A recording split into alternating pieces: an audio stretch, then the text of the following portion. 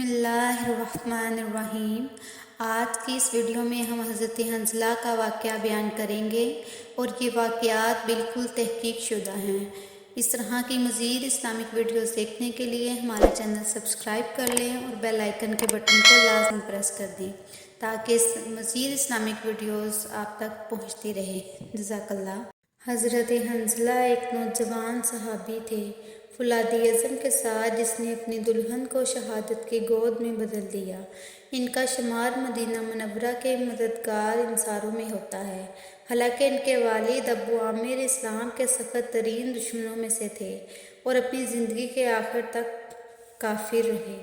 حضرت حنظلہ نے جمیلہ سے شادی کی، جو عبداللہ بن ابی کی بیٹی تھی، جو مدینہ کے منافقین کے سرداروں میں سے ایک تھی۔ حضرت حنظلہ کی شادی کی رات اس دن کے ساتھ ہوئی جب مسلمان جنگ احد کی تیاریوں میں مصروف تھے۔ اسی وجہ سے حضرت حنظلہ رسول اللہ صلی اللہ علیہ وسلم سے ملنے گئے اور آپ سے مشورہ لینے گئے کہ آیا محاذ جنگ پر جانا ہے یا اسی رات شادی کرنی ہے۔ پیغمبر اکرم صلی اللہ علیہ وسلم نے حضرت حنظلہ کو مدینہ میں رہنے کی تلقین کی اور شادی کرنے کا مشورہ دیا۔ چنانچہ حضرت حنظلہ نے اس رات مدینہ میں قیام کیا اور شادی کی۔ اگلے دن اس ایمان اور محبت کی وجہ سے جو آپ کے مقدس جہاز سے تھا، حضرت حنظلہ نے جب مدینہ چھوڑنے کا ارادہ کیا اور صبح سویرے احد کی طرف روانہ ہوئے۔ حضرت حنظلہ رضی اللہ تعالیٰ عنہ احد کی طرف روانہ ہو رہے تھے کہ ان کی بیوی جمیلہ بنت ابی آگے آئیں اور انہیں جانے سے روکنے کی کوشش کرنے لگی۔ جب اس نے انکار کیا تو آپ کا ہاتھ پکڑ لیا، اسے 4 گواہوں کے پاس لے گئیں۔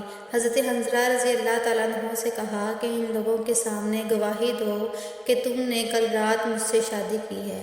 حضرت حنظلہ نے گواہی دی اور احد کی طرف روانہ ہو گئے۔ جب حضرت حنظلہ رضی اللہ تعالیٰ عنہ میدان جنگ کی طرف روانہ ہوئے تو گواہوں نے اس کی بیوی سے پوچھا کہ تم نے ایسا کیوں کیا؟ اس نے جواب دیا کہ کل رات میں نے خواب میں آسمان کو کھلتے ہوئے دیکھا ہے اور حضرت حنظلہ رضی اللہ تعالیٰ عنہ کو آسمانوں میں داخل ہوتے دیکھا ہے۔ اس کے داخل ہونے کے بعد آسمان کے دروازے بند ہو جاتے ہیں۔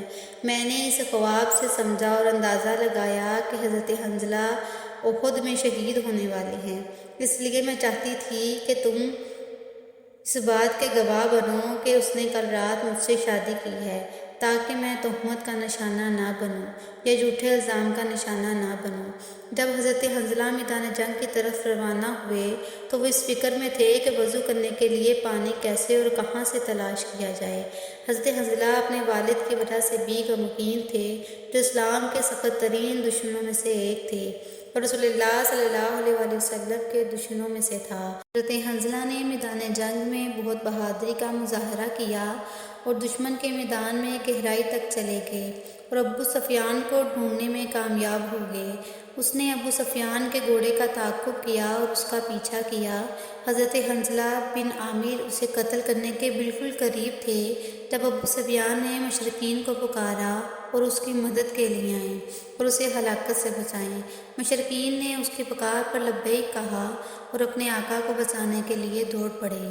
شداد بن اوس نامی کفاروں میں سے ایک نے حضرت حنظلہ کو روکا اور ان کا مقابلہ کیا۔ ابو سفیان نے موقع پا کر پیچھے سے حضرت حنظلہ پر نیزہ پھینکا۔ نیزہ حضرت حنظلہ کی پیٹھ پر مارا اور وہ ابو سفیان کو قتل کرنے کے لیے آگے بڑھنے کے ارادے سے مڑے، لیکن پہلے نیزہ اپنا کام کر چکا تھا۔ حضرت حنظلہ زمین پر گرے اور اس جنگ کے دیگر معزز شہداء جیسے کہ رسول اللہ صلی اللہ علیہ وسلم کے چچا حضرت حمزہ، حضرت عبداللہ بن حزام اور دیگر کے ساتھ شامل ہو گئے۔ جب جنگ احد کا خاتمہ ہوا تو رسول اللہ صلی اللہ علیہ وسلم نے نہایت خوبصورت الفاظ میں فرمایا، میں نے فرشتوں کو دیکھا ہے کہ وہ حنظلہ کو غسل دے رہے ہیں اور اس پر صاف اور پاک پانی سے وضو کر رہے ہیں۔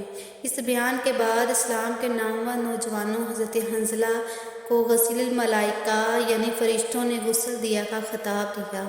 ابو عامر راہب کے گھرانے سے تعلق رکھنے والے اس نوجوان نے اللہ کی راہ میں لڑنے کی ابو عامر راہب کے گھرانے سے تعلق رکھنے والے اس نوجوان نے اللہ کی راہ میں لڑنے کو اپنی بیوی کے ساتھ رہنے پر ترجیح دی۔ اس نے اپنے رب کو دنیا کے لمحاتی لذتوں سے آزاد کر لیا۔ اگرچہ اسے وضو کے لیے پانی نہیں ملا، لیکن یہ اس کے لیے بڑے فخر کی بات ہے کہ فرشتوں نے اس پر پاکیزگی سے غسل کیا۔ سبحان اللہ۔